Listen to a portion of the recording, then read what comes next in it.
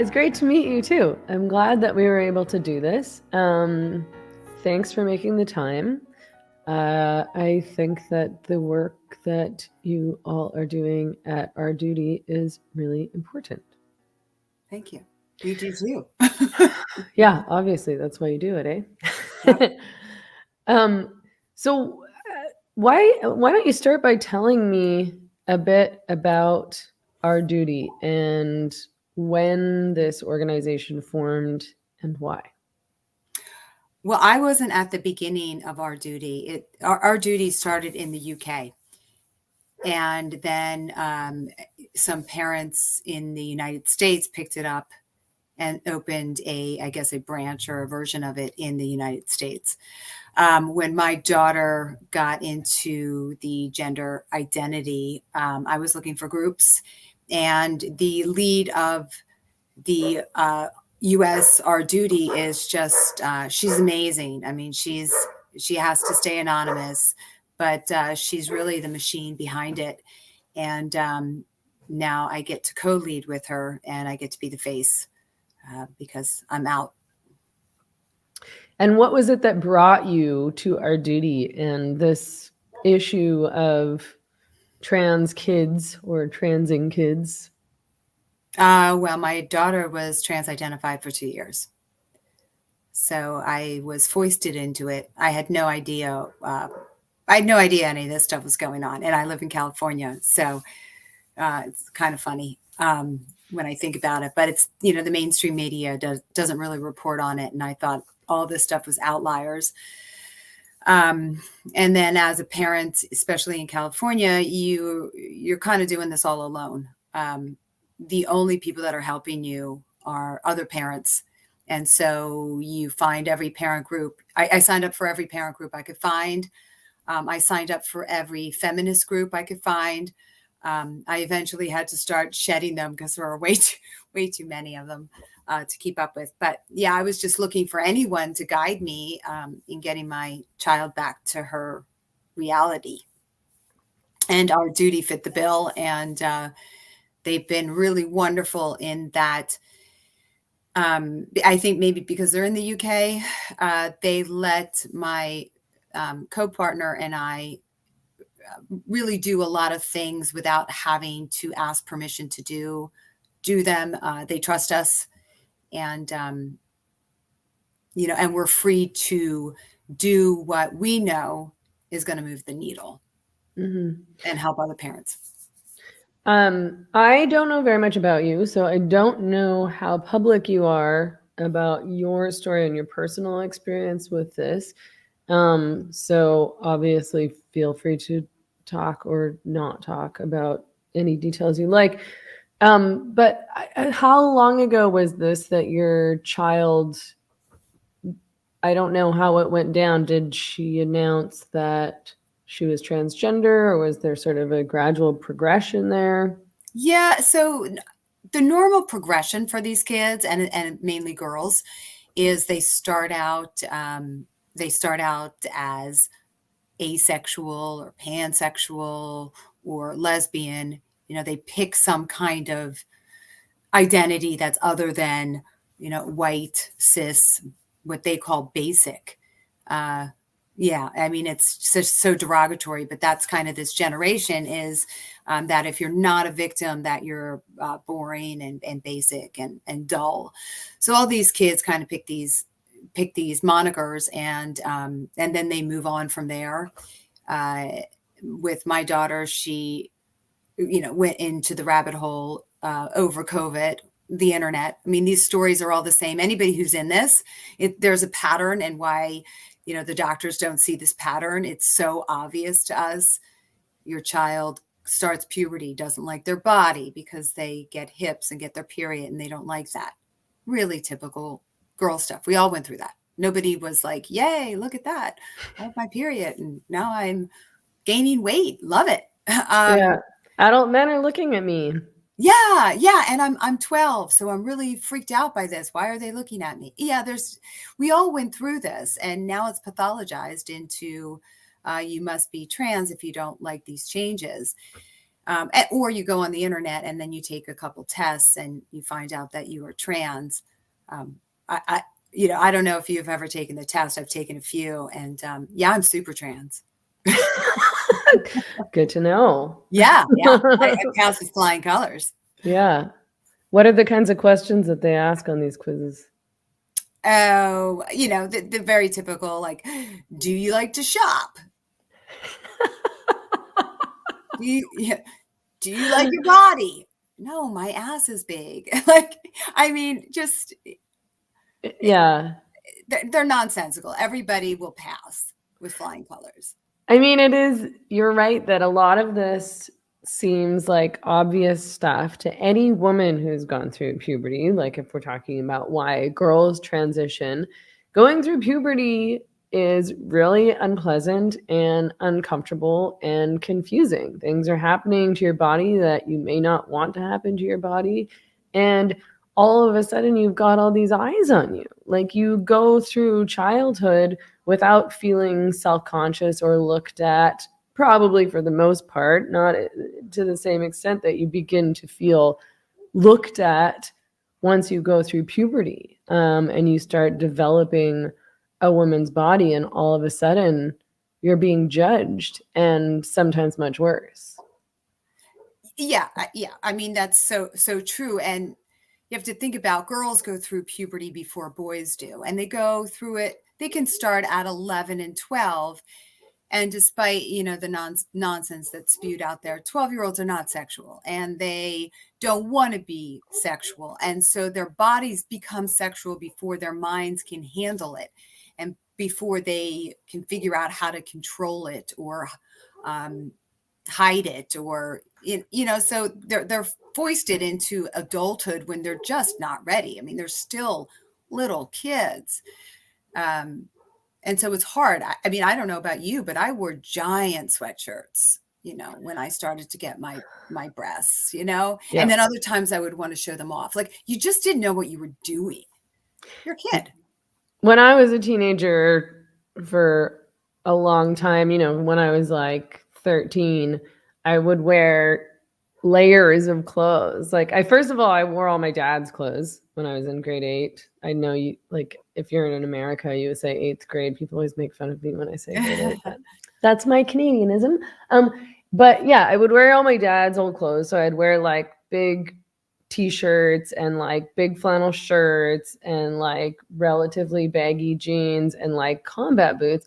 And then on top of that, I was wearing like tights or leggings underneath my pants and then like long underwear. I was really skinny, so I felt really self-conscious about that, but I certainly didn't want my body looked at in any way at all. And eventually that changed when I was probably around 17, and then all of a sudden I was like wanted people to look at my boobs. But like during that transition period, no, I did not want any attention on my body.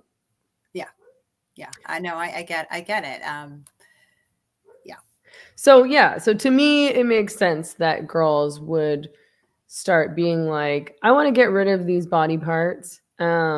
Especially if something terrible happened, like I have heard stories, and I suspect you have too, about girls who've experienced, sexual abuse, girls who've been molested, deciding that they're transgender also. Yeah, I mean, there's so many reasons.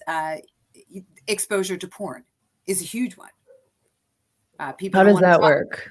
People don't want to talk that. Well, I mean, think about it. The porn that's out there now. I mean, you're much younger than I am, but did we have porn? We had porn, but you had to go to a CD store to buy it. But there's no regular porn available anymore. Skinemax is off TV.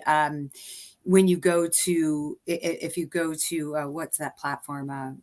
Pornhub, like, it's all fetish, and it's all really disgusting. And not that I'm a proponent of any porn, but it's so violent.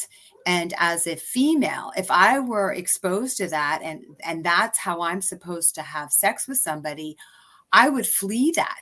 I mean, there's just no way I would want to be a part of that. And so these kids are exposed to it. They're also exposed to, social media. And like in my daughter's case, she was on Reddit, and all of this was behind my back because I monitored. But they're smarter than we are. So as much as you think that you're monitoring their internet use, you're deluding yourself. I mean, they're so much slicker than we are. But she had a Reddit account and a Twitter account, and these people they find these kids and they foist these ideas onto them, and older girls do it. So you'll have, again, in my daughter's case, she was 13 when she came out as transgender, and a 16-year-old was the one who was pushing the whole narrative on her. And the cool 16-year-old, super cool, and she was pushing. I mean, I saw this on their chats, and there were all these little 14-year-olds and 13-year-olds and 12-year-old girls just hanging on this 16-year-old's every word. And, it was hard not to hate that 16-year-old who indoctrinated my kid, because she was indoctrinated too. I mean, Right. they don't come by this organically. They get it from their schools. So, they have their sex ed class in 7th grade, and they have an hour of gender. What? An Yeah. hour of gender? So here in California, they have 5 hours of puberty instruction, and an hour of it is gender. In Is this per semester? For 7th grade. Okay. And they have it again. Oh, sorry. They have it in 5th grade now. So when my daughter went through puberty training or class, they did not have gender, but now they do, because I've looked at the curriculum. In 9th grade, they have 9 hours of instruction, and I think 2 are on gender. So they're pushing this belief system that girls can be boys and boys can be girls, and that it's natural to be born in the wrong body. I mean, it's an absurdity. So these kids get these mixed messages. They're uncomfortable, they're pimply, they're, unpopular, they're bullied, all of these things. And they are looking for the magic pill that's going to make them feel better. And they land on, oh, well, if I'm trans, then everything's going to be fine.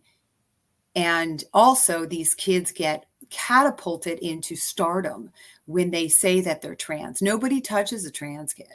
The teachers let them hand in assignments later. They don't get disciplined. They get paraded around. Everybody wants a trans friend.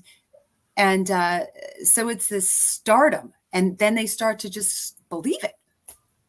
I am a boy. I am trans. And then the medicalization starts. Yeah. It's a slippery slope. I mean, yeah. And there's been a lot of talk lately, at least, around what they're teaching kids in school. And a lot of parents are unhappy with what their kids are being taught, because not only is there this gender identity stuff, but it seems as though there's like sex stuff that really is not age appropriate that they're being taught in school.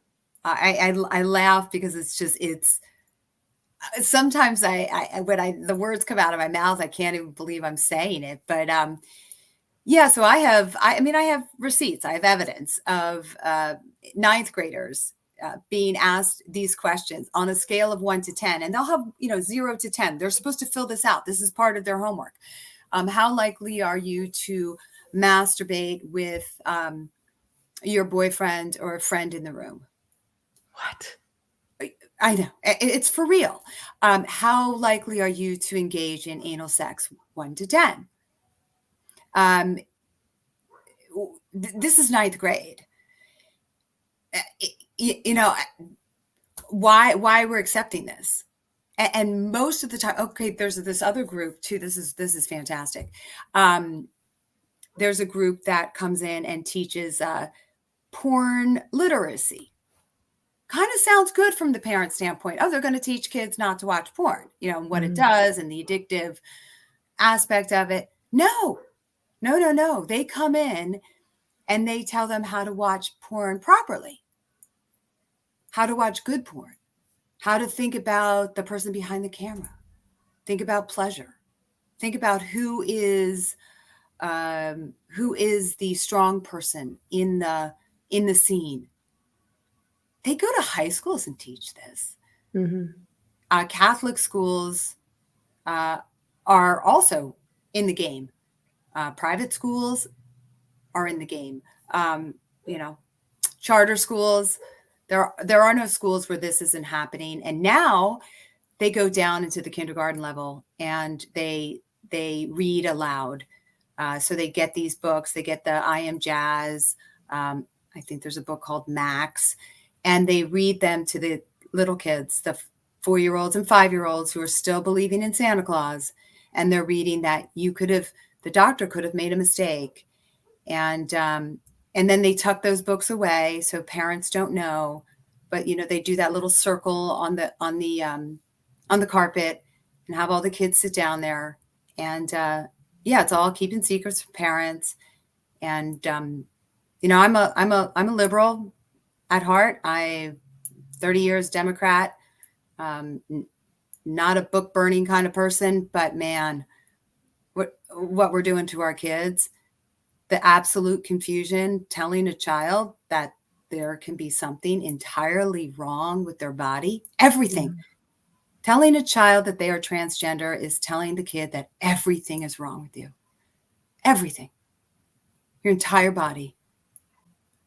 And that in order to fix it, you need treatment. You need medical treatment and possibly surgeries before you can understand the implications of all that. I mean, I think that there's probably very few people who understand the implications of all that.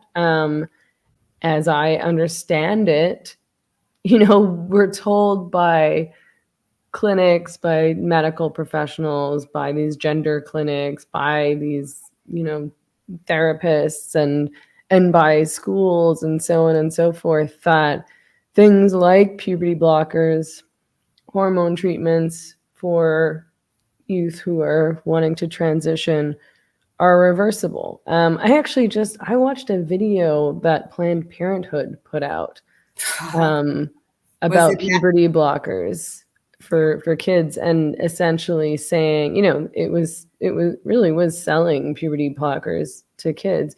And it says that essentially it's just pausing, it's just pausing. Yeah, sure it is. Sure it is. It's I've had a kid who was teaching parents, because I watch all these videos and I join their little groups.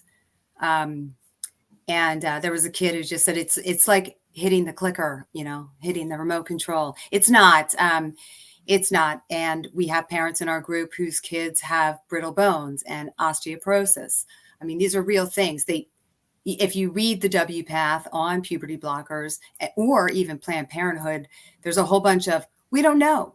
We don't know. We don't know how it affects brain development. We don't know. We don't know. We don't know. But they're reversible. Bullshit.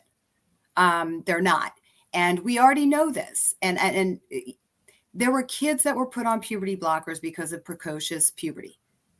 They filed lawsuits against those drug companies. Why aren't we extrapolating? I mean, is it different when you're putting a kid on puberty blockers for gender? It's not any different.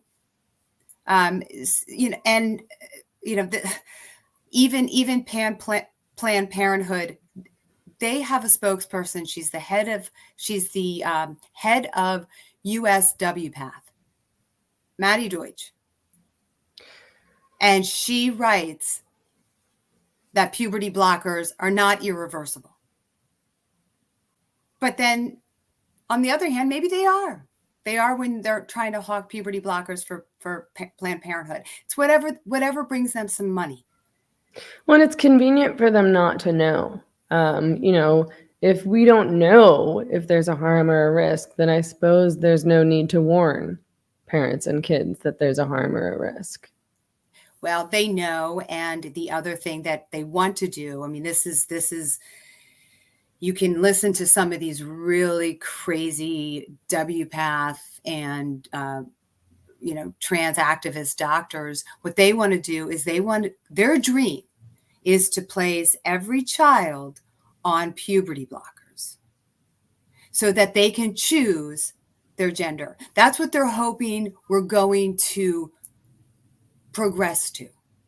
And they say that out loud. You can hear them say that out loud, that they want to put everyone on them. That's insane. I mean, we've been going through puberty. I don't know how long have humans been on this planet? 200 million years? We're not the only species that goes through a pubertal, stage. Why? When has this become a disease? When has it become a pathology, a problem? And the other thing is that puberty is a cure for children who are gender dysphoric. There's 11 studies that say that if there's a 4-year-old child who thinks that he is a she, if you just wait it out, don't socially transition them, let him play with dolls, let him wear fairy outfits, let him play with, which all parents should do. We should let our kids play with whatever they want to play with. Once he goes through puberty, guess what? He's fine with his body. He's just gay. That's all. Not a big deal. 88% of all kids below the age of or before puberty who think that they are the opposite sex resolve it. Who is the miracle worker who knows who those 12% are who are going to persist? What's the test? And what are the impacts of puberty blockers on kids? What happens when you give a kid these drugs and prevent them from going through puberty naturally? Well, okay, so anything related to the two hormones in the body have an effect on every other part of their body. So they don't know about brain development. There's now some warnings about kids going blind, stunted growth, brittle bones, chronic pain. I'm trying to look for my document here. I mean, I have a whole sheet written by Lesbian United on every effect of it. Okay, here it is. I mean, this is can you see? This is the list of the effects of puberty blockers, the side effects. It's pretty massive. Impaired executive functioning. So let's talk about that for a second. So puberty blocking, let's say it's supposed to pause them. Well, it freezes kids mentally. So they actually don't mature. So how are they going to make more smarter decisions? Because they don't mature. It stops them. 99% of all kids put on puberty blockers are put on cross-sex hormones. It's not a pause button. It's step 2, because social transition is step 1. Puberty blockers is step 2. And then step 3 is cross-sex hormones. And then for the poor little boys, their penises don't grow. Mm-hmm. And there's a point of no return where their penises will never grow. So they have a choice. They can become men with, little thumb penises, or they can transition and have problems with a tiny neovagina that might cause fistula and have to be operated on 3 or 4 times. But these kids, I mean, they're screwed after a certain point. And they don't have orgasms. That's another thing. For the boys, they'll never experience an orgasm. And how do they get consent? Because I'm an attorney, so I always think of things in like deposition questions, and I would relish having a deposition with one of these doctors. How did you get consent from that 10-year-old boy? How did you explain orgasm? Because I didn't understand what one was until I had one. Yeah. And I would have said, I did. Oh, yeah, you sure I had one? And then I was like, oh, well, that was that, what that is. I mean, how do you explain that? And how do you explain to an 11-year-old that so much of society revolves around sexual pleasure? TV shows, movies, clothing, bar scenes. I mean, everything, there's sex is everywhere, but you're never going to experience that pleasure. How do you explain that to a kid? And how connected it is to the person that you love and partner with and maybe start a family with, which you can't do if you've been transitioned. Yeah, and so the new thing that the W Path is doing, this is awesome. I just, God, I love them. They're now trying to promote pleasure outside of an orgasm. And so it's a way to say it's okay that these kids can't It have. doesn't matter. You can just do this instead. That's right. Here, you have a donut. It's the same thing. Yeah. I mean, talk to Jazz Jennings, right? Yeah, that's a good example of how's we he saw doing? this play out in public because Jazz Jennings was given all these hormones and then he didn't develop a normal sized penis. And then he had all these issues once it came time to trying to acquire a so-called neo vagina because there wasn't enough tissue, correct? I think he went through 3 operations, still has not experienced an orgasm, is extremely overweight, failed to launch. I mean, I feel sorry. I'm not beating up on Yeah, it's him at a all. really sad story. But he, he was used by his parents and paraded around. And I think he got into Harvard and he hasn't left. I think he's 25 now and he's still living at home. And, that's a horrible result. That's a horrible result. And let's go back to, I'm sorry, I'm talking a lot, but the whole putting a kid on puberty blockers came from the Dutch model. The Dutch model had 55 kids go through puberty blockers and cross-sex hormones. 55. That's a really small number. And the most amazing thing is it was never repeated. No one could repeat that experiment. So Yet tell we're us following more that. about this experiment and what the results were. Well, the results, they started out with 70, put 70 on puberty blockers. These were kids who were like identifying as transgender. They were identifying as the opposite sex when they were little. Okay. So there's a difference. There's like 2 cohorts of, actually 3, but the ones before puberty, they decided, oh, well, let's put them on puberty blockers. And this is the Dutch. So they took 70 and they did all this mental health assessment and tried to cull the best 70 kids that they could, the parents who are supportive and the kids who are the most mentally well. And they took those 70 and they put them on puberty blockers. And they ended up having 55 that went on cross-sex hormones. One died. So one died on the table. They don't talk about that very often, but 1 out of 70, that's not a good result. But 55 went on to cross-sex hormones. And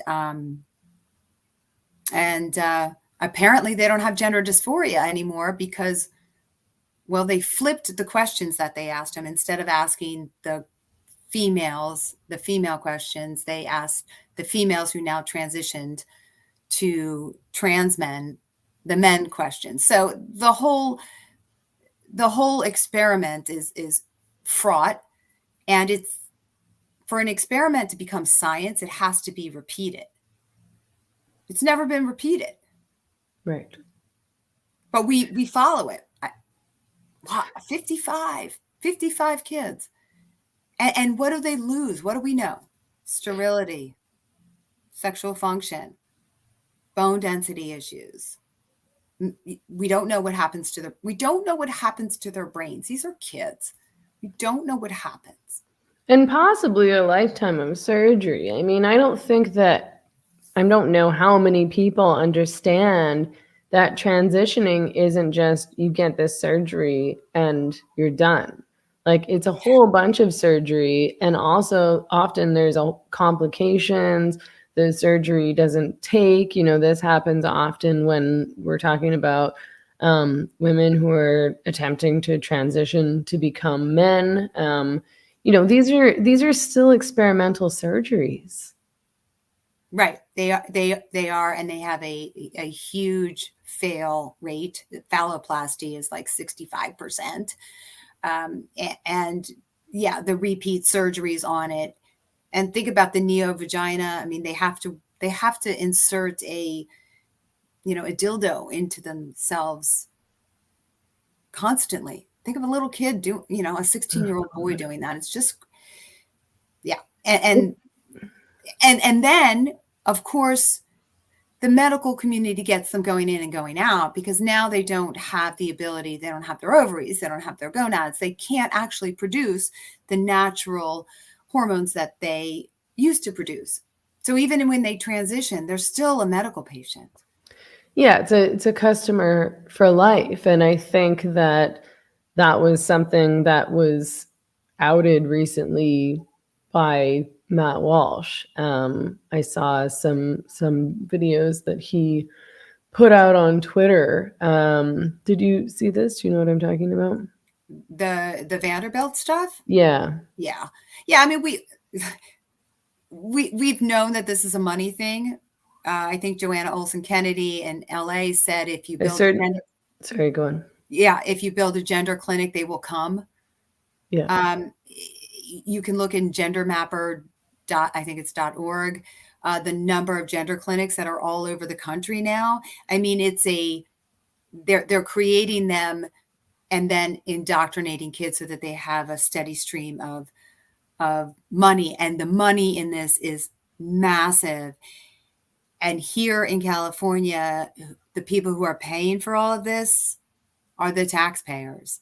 So much of our money is going into Medi-Cal and paying the doctors and paying for the surgeries and paying for our insurance rates go up. We're paying to mutilate children. Is this stuff all covered? Sorry, I don't mean to credit Matt Walsh with any of this, because I know that we've all been talking about it for a long time. No, I'm the last person to credit Matt Walsh with anything, but I did see those videos, and it was interesting to actually watch a woman say, like, essentially, we have customers for life. This is a great moneymaker. Because obviously, so much of this, almost all of this is about money at the end of the day. There's so much money in this for big pharma and for doctors and clinics and surgeons, therapists, and so on and so forth. Are these hormone treatments and surgeries being covered by I'm not super familiar with the Medicare system in the US, and I know that it even can differ from state to state, but I suppose it's that most people have insurance through their employer. Is that how it works? It depends on what state you're in. So in California, it is required to be covered by every private insurance carrier, and it is covered by Medi-Cal. And so if you're in California, it's essentially, it's all covered for you. And they push it because, again, it's not their money. It's my money. It's those of us who work and contribute to the taxes that end up paying for it. And then California, has all these funds. They put $14 million into this fund for trans education. And it all just keeps churning it. And so these trans advocacy groups, I mean, the Human Rights Campaign, I think, has donations now of or $40,000, no, $60,000. I mean, that's up from $40,000 last year. I mean, there's just money. And where are they getting all that money? They're getting it from us. So it's, yeah. So I'm interested to know, so when your child first decided or, came to believe that they were trans, what was your response? That's ridiculous. I mean, I'm very direct. I'm from the East Coast. I was like, that makes no sense. Go to your room and go do your homework. I did not handle it probably the way we were supposed to handle it. But maybe that was a good thing. Who knows? I mean, we just kind of like, that's ridiculous. My daughter too, and this is again these very typical stories. Super girly kid. I mean, like way girlier than I ever was. I have makeup on now, but I wore my hair in a ponytail all through college with no makeup on. I play boy sports. I do boy things. Was a total tomboy, and my daughter was, you know, Shopkins and Barbies and everything's pink and sparkly and high heels and makeup. Um, so it was a very like what are you talking about? Um, kind of moment, although like to get to that stage, she was going through severe depression. You could It was COVID. I mean, most kids were not thriving, they were not doing well, and we kind of took it as COVID and isolation and not being able to go to school. And it was really, she was going down the trans rabbit hole, and that's a really bad hole to be in, because what these kids are told by the internet people is your parents don't love you, they're transphobic, they're horrible people, we're the only people that love and understand you. And imagine a kid hearing that. Like, it's a terrible, horrible thing to tell a child, that their parents who have been with them for their entire lives and love them don't. And that, and just to round this out, like, you hear this all the time. Oh, parents are rejecting their children, and all these homeless trans kids, and parents are throwing them out. Again, bullshit. It's the opposite. These kids are being enticed to run away from their family, their loving place, cult-like. Run away. We love you more. Yeah. We will take care of you. We're the only ones who really understand you. And so the kids take off. And they're enticed to take off. It was all over my daughter's phone. Run away. She did. I mean, I've seen trans activists tweet things like, if there's any trans kids out there and your parents aren't supporting you, you can come live with me. Yeah. Yeah. Money and pedophilic behavior. That's what all this is about. Yeah. Money and sex, money and sex, money and sex. It is. And I mean, you're probably not supposed to say that, but you're not supposed to say any of this, so whatever. I mean, I'm sure you've gone down similar rabbit holes that I have, and discovered that really a lot of this does come down to creepy or predatory adults and money. Sure does. It's not about helping kids. It's not about supporting kids to be themselves.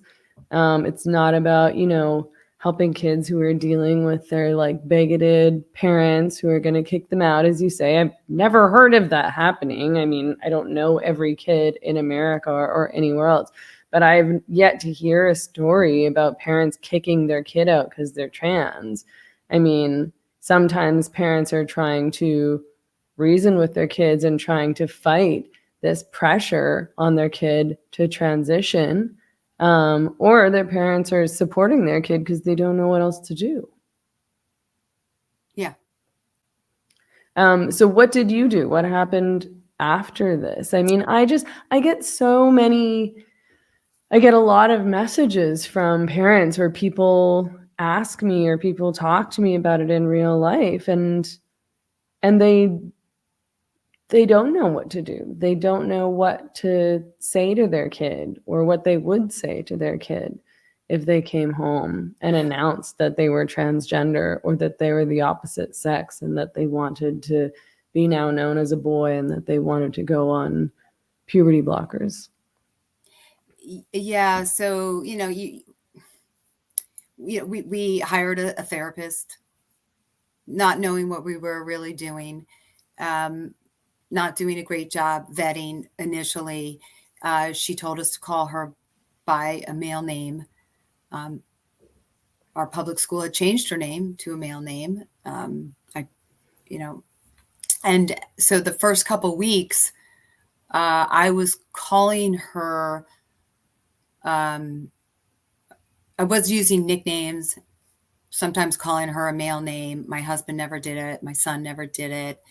And then I read Abigail Schreier's book, and I started, combing the internet, and like, this doesn't feel right. And if it doesn't feel right, it isn't right. Like, that's a very parent, it's a woman thing too. Like, follow your gut. Your gut is always right. I'm like, this is a bunch of crap. And so I asked the therapist, like, who she looked at as far as who she followed. And I looked up that doctor. I'm like, that person's a crackpot. She told me my daughter would commit suicide, 41%. I had read the study. She hadn't read the study. I asked her a whole bunch of questions. I'm like, you didn't even read the study. Like, I'm never going to listen to you. Like, you're fired, immediately fired, gone. She had also told me that my memory of my child was not accurate. Okay. Look at my photo albums. Like who are you? So, we went through, finding a therapist is nearly impossible. And then we did a lot of things. Like I refused to call her by the male name. I called her by nickname. I didn't use a name. You can get really creative in speaking and not using a name, and not a pronoun. I refused to commit child abuse on my child. Socially transitioning your child, to me, is abusive. It's a lie. And so I refused to do it. I took, she had binders that she used for cosplaying. She was into anime, which is another like key thing. These kids are into anime, very much part of the pattern.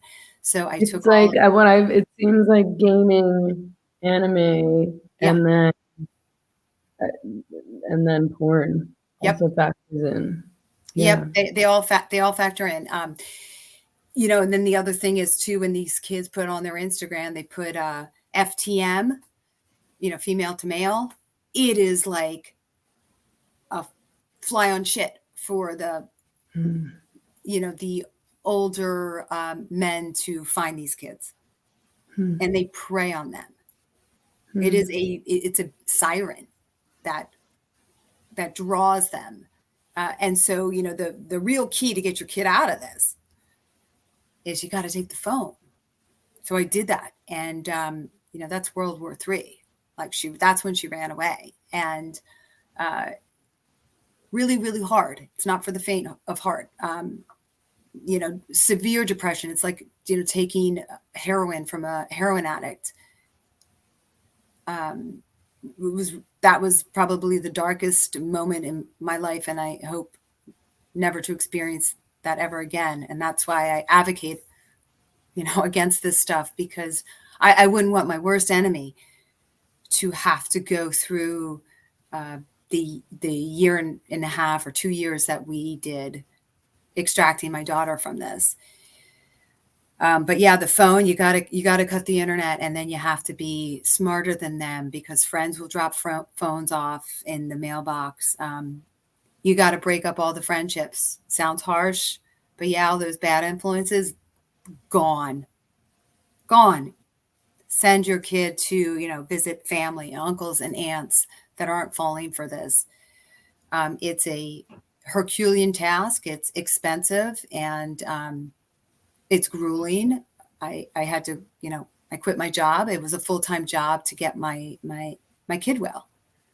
And the language you use, there's a great book. It's called Detrans Detox Desist by Maria Keffler.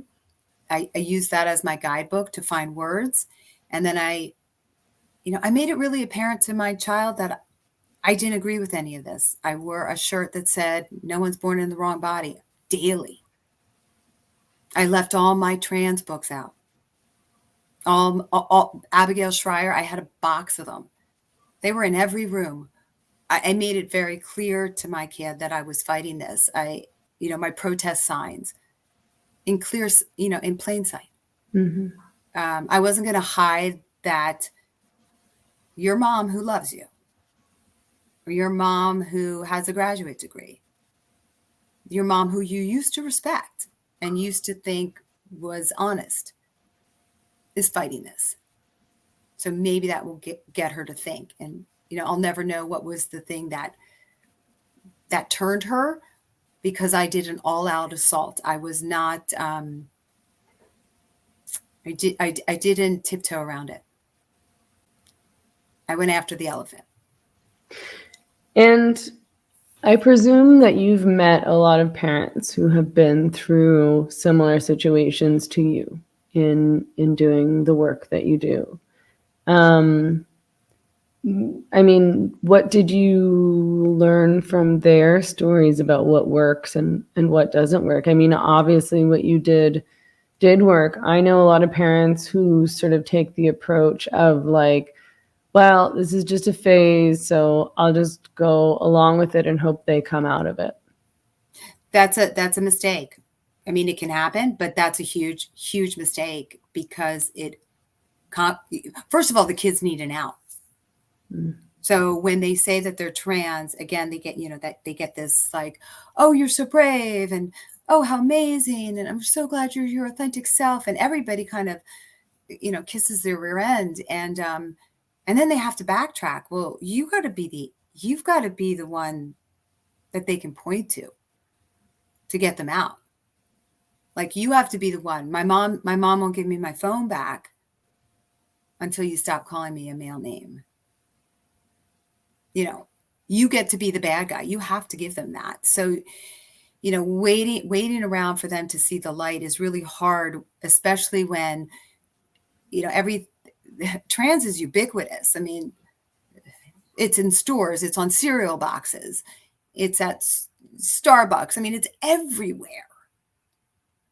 And you think your child's just going to have a miraculous epiphany, and they're not going to feel that they're trans anymore?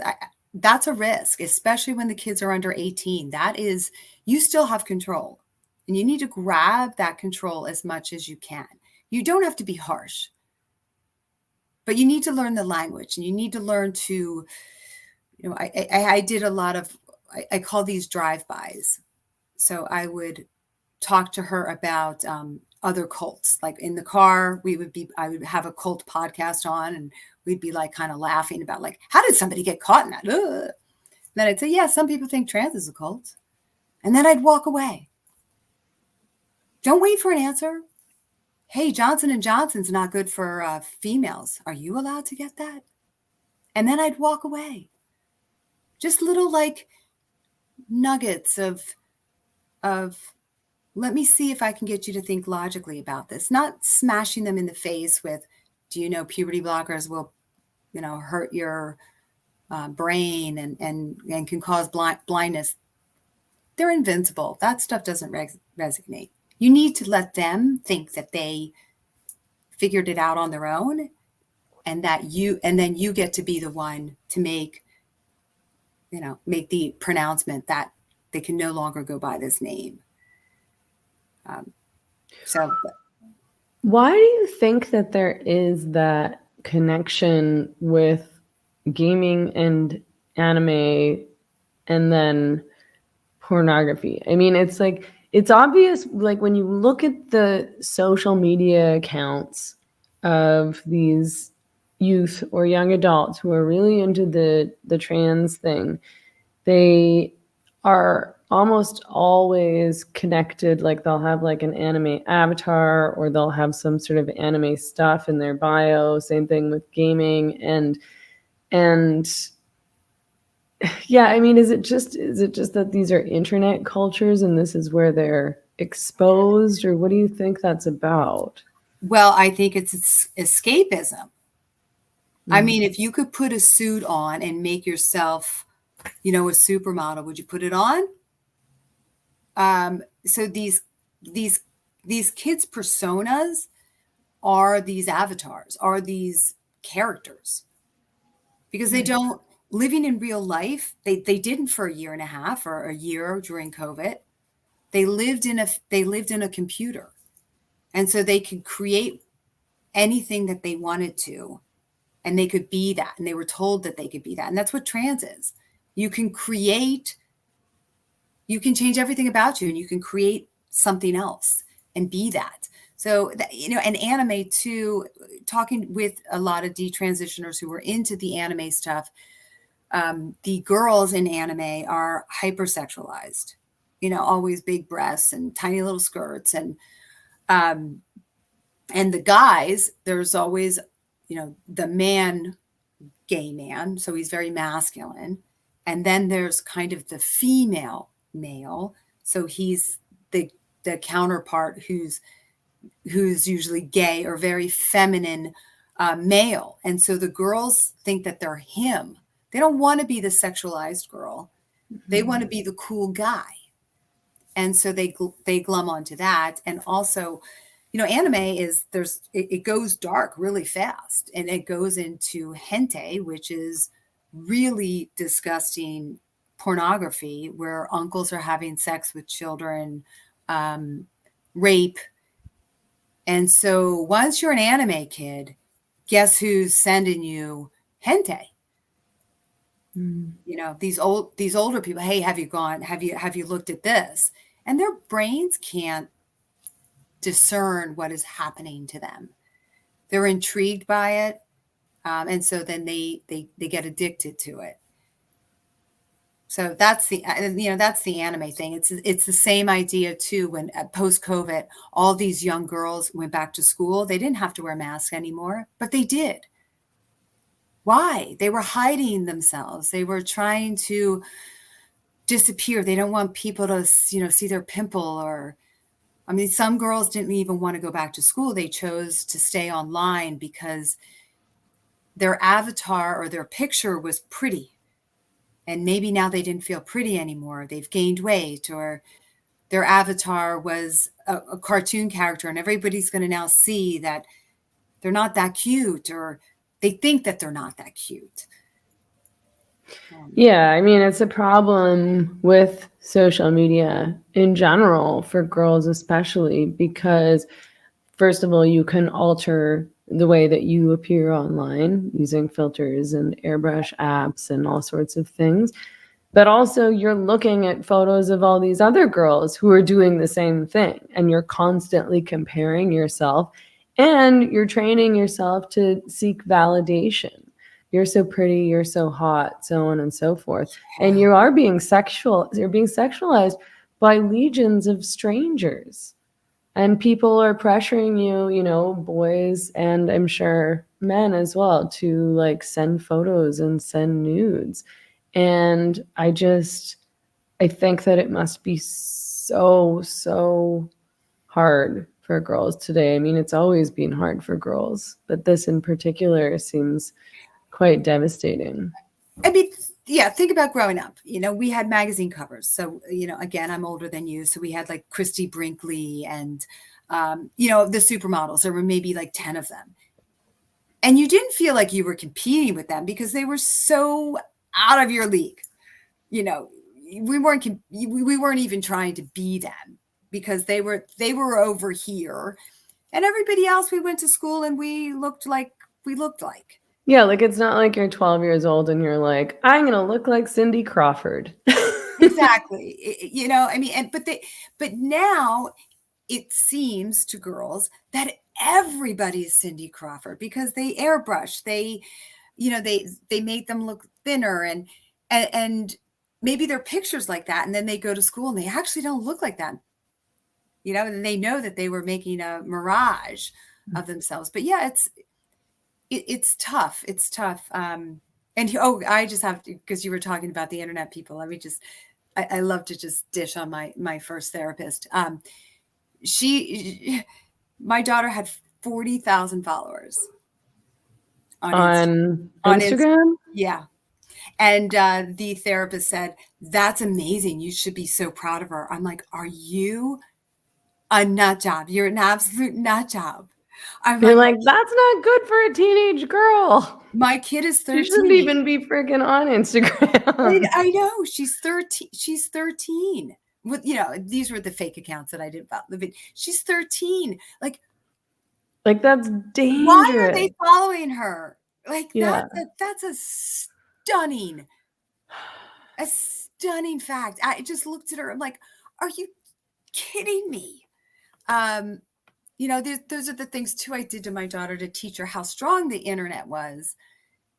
She did this art project and it was amazing. And she got all these likes and she was flush and like heart beating. And I'm like, look at yourself in the mirror right now. Feel your heart. You don't know any of those people who told you what you did was cool. They have no idea that you worked 3 weeks on that. No, nobody's opinion matters but your own and maybe your parents. Like, but that's this generation. They need those likes. And it's so sad. Yeah. It's really sad. So, are there currently any laws surrounding giving puberty blockers to kids, giving hormones to kids, um, and then of course the surgeries that start with vasectomies usually? Well, it depends on what state. I mean, you know, we're 50 states and we're all divided. We're divided red and blue. Here in California, it's under well, there's if you give parental consent, I mean, you can do all those surgeries anytime you want, as long as the parent signs. There are doctors here that take off girls' breasts at 13. There's one, you know, on video admitting that he would take off a 14-year-old or 12-year-old's girl's breasts. He's totally fine with that as long as there's consent. That's great. Puberty blockers, same thing. As long as you get consent. Cross-sex hormones. And if you're, you know, if you're slick and you go to your school's website and you start going link to link to link, you can even find out how to get hormones illegally. And that's pretty easy. I mean, I signed up as, you know, I sign up sometimes as a 15-year-old or 16-year-old to see if I can get hormones. And I haven't been successful, but I did get an announcement that if I run away, I can get them. Because if you're homeless, if you're in foster care in New York, California, you dictate your own gender health at the age of 12. So you can get on cross-sex hormones then if you want. So if you run away, again, enticing kids to run away. So it's our government enticing kids to run away. Sick. And do parents have any rights in terms of what's going on in schools, either with what they're teaching kids about gender and gender identity and sex and sexuality for that matter, but also in terms of schools, you know, going along with a social transition, for example? Okay, that's a big question. So, sex ed. Most states have an opt-out for sex ed. That only gets you 10% of the way.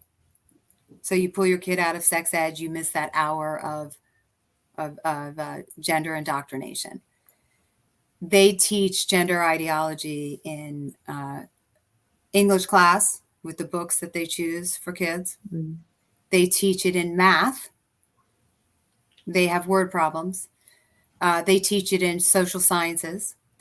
In California, it's required to be taught in social sciences. And it's, you know, it's all made up, but they talk about historic figures who were trans. I mean, how do they know that? They don't. So it's it's a big fat lie. The person who drove this stagecoach for Wells Fargo was a woman who wore pants and said she was a man. Well, gee, it's like 1870. Women can't have jobs, women can't have bank accounts, and women can't own property. So riddle me this. Was she really thinking that she was a man, or was she trying to own property and have a job and make a living and not have to be married? But you know, they change history to fit their mold. But California, you have to learn about that. That's a requirement. You can't pull your kid out of that. So, and then social transition plans in schools, those are really a thing where the teacher decides whether you parent are harmful or not, and whether you can be trusted with knowing what your kid's name and pronoun is. They decide, unilaterally decide. That happened to us. Our school, our public school, changed my child's name without talking to me. Yeah, so that happens. And then it's great. The ACLU, another one of my faves. I used to write checks to them. I like say this, and I'm like, wow, I can't believe the words that come out of my mouth. But yeah, they wrote, they contributed to schools in transition, and it's all about social transition plans and how to scaffold the child's transitioning, and that the teachers should be prepared to testify against the parent who will not transition their kid in a custody battle. I personally had CPS come to my house because of the name and a pronoun. I know lots of parents. I mean, I'm part of a national parent group, and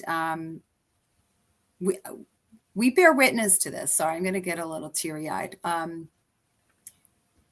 We watch custody battles happen, and we see the parent who is trying to protect the child's bodily integrity lose time and time again.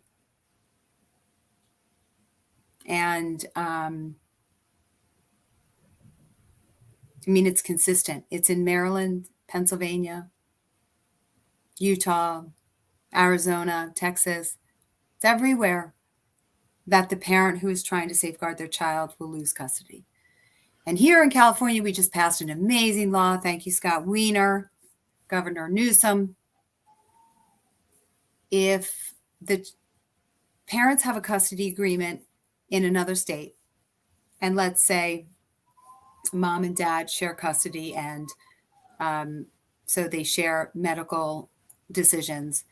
If mom gets to California with the kid that she wants to transition, that custody agreement is like it's not written. It gets relitigated in California. What happens in California? Mom gets 100% custody of that kid. She gets to transit. It's horrible. And and the runaway kids too. That law too is great. If you run away to California, normally with the way the laws work in all 50 states, that if a child runs away from one state to another state, the state where the child came from is the presiding judge over the child. So kid is in Texas, runs away to Oklahoma. Oklahoma court says, no, kid, you got to go back to Texas. They're going to just decide what's going on with you. Well, California has changed that just recently in the last week. If a kid runs to California, the kid gets to stay here. And the judges decide whether the parents in Maryland or wherever the kid came from are fit parents because they won't transition their kids. We know how that's going to work out, right? Parents aren't going to get custody of their kid back once the kid comes to California. And that, of course, creates our foster care problem and homeless problem and sex trafficking problem. Thank you, California Democrats. Thank you. Yeah, it's a really, really, really dangerous thing. I mean, it's all extremely dangerous. And it's really devastating. I mean, these are adults who are ruining the lives of countless kids. I mean, I don't even know, maybe I mean, how many kids are there in the US who are going through these transitioning processes? There are some surveys that say 20% of all high school kids are identifying as trans or something on the LGBTQ spectrum. It's not real, but it's 20%. And I mean, half my daughter's Girl Scout camp, our troop, came out as trans or non-binary. So yeah, it's everywhere. I mean, the numbers here in California are insane. I don't know. I mean, I don't know how many kids are going to be ruined, but oh yeah, I mean, 60,000 people a day. I'm sorry, 60 a day join detrans Reddit. 60 a day. Now, not all Crazy. of them are detransitioners. I understand that, but 60 a day. I get calls from detransitioners all the time. It's super, super sad. Yeah. Yeah, it really is. So, I mean, what can people do? What is your group doing? What is our duty doing to fight back about this, against this? And what can people do who want to fight back in the US? Uh, it's um, it's time to stand up. If you're scared, don't be. Those parents who are in custody battles, they can't. I get that. Some parents who are still trying to save their kids, depending on where they are on that spectrum, can't either. But everybody needs to stand up. It's actually not that bad to stand up. I wouldn't ask anybody to do anything that I haven't done. Mhm. I'm not the first to come through by any stretch, but I will go first. I just need people to follow, and the people are following. So our duty has put together the first U.S. unity rally, and what I mean by that is we've got Democrats, Republicans, lesbians, Christians, Catholics, women, men, all coming together, even though we disagree maybe on 99% of the other things. We are all coming together and we are going to Anaheim for the pediatric or the American Academy of Pediatrics annual convention. We're not going there as a hate group.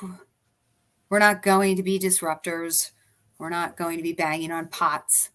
We're trying to educate those 10,000 pediatricians and get them to start questioning this Mm. and get them in our camp and show the AAP that we parents are against this gender affirming care and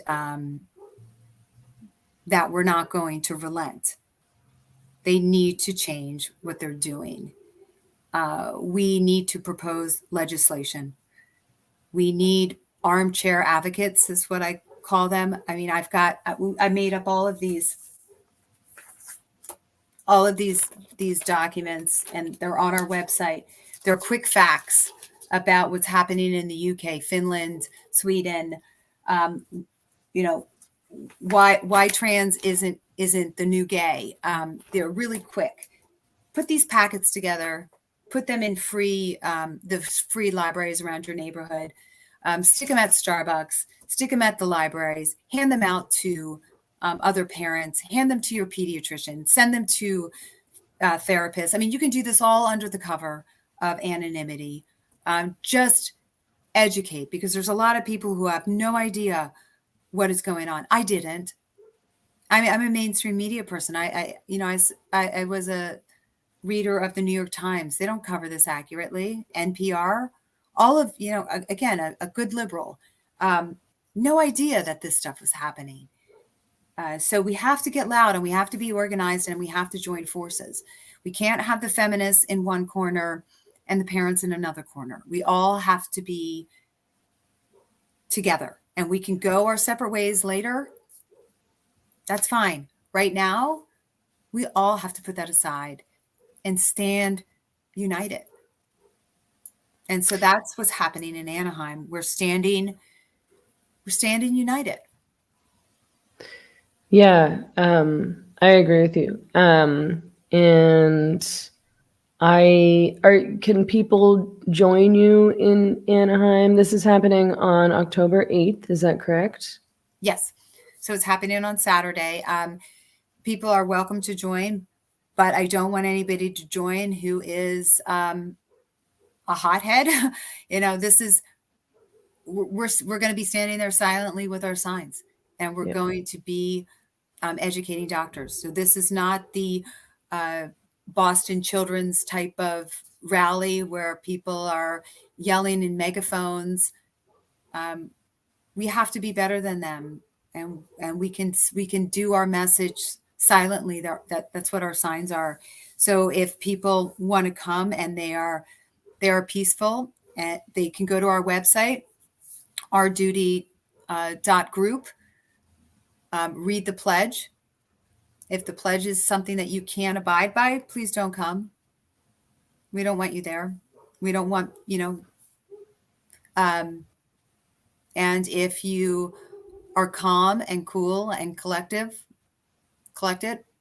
come on down. Come to Anaheim. We need to show them that we're not a hate group. We're not homophobic. We're not transphobic. We're not white supremacists. We are parents and allies trying to protect the bodily integrity of kids. So yeah, and we'll be doing more. That's great to hear. I'm so glad that we were able to connect about this today. And I was really excited to hear about your rally. I wish I could make it, but I can't. But I'm glad that you were doing this, and yeah, thank you so much for your work, and thanks for standing up, and thanks for being brave, and thank you for taking the time to talk with me today. Thanks for having me.